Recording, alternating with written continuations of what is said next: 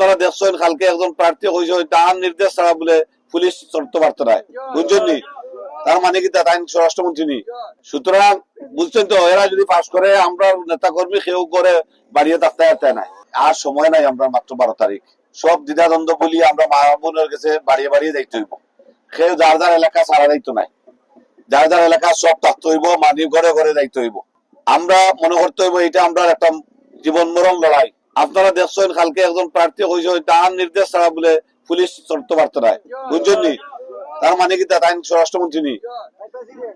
সুতরাং বুঝছেন তো, এরা যদি পাস করে আমরা নেতা কর্মী কেউ করে বাড়িয়ে থাকতে নাই।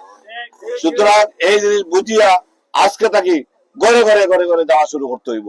সব করিয়া খে খাইছো কি না খাইছো, খে মাত চাইছে কি না মাতাইছে, খে খারে ইয়ে করছে দিঘা করছে কি না করছে, এটা কিচ্ছু চিন্তা নাই।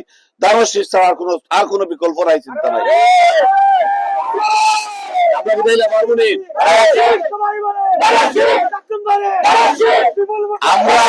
আমরা এলা ফার্মুনি করতে হবে।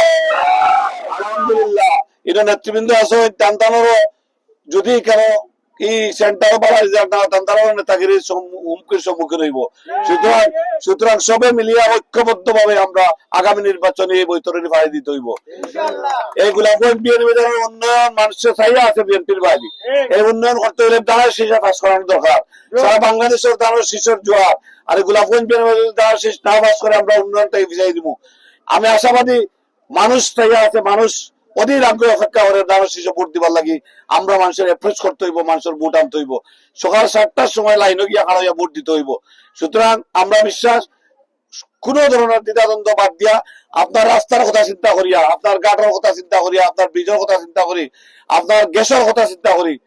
দেখছেন দীর্ঘ আমি গ্যাসের কথা কইছি তারেক রহমানের মিটিং গো, এই যে কইছি এটা কিদার লাগি কইছি, এই এলাকার মানুষের প্রাণের দাবি হলো গ্যাস, এই গ্যাসটা আমরা দিতে হইব। সুতরাং এইসব কথা চিন্তা করিয়া আজকে থেকে আর কোনো কাম নাই, সবাই মিলিয়ে কামলা দিতে হইব।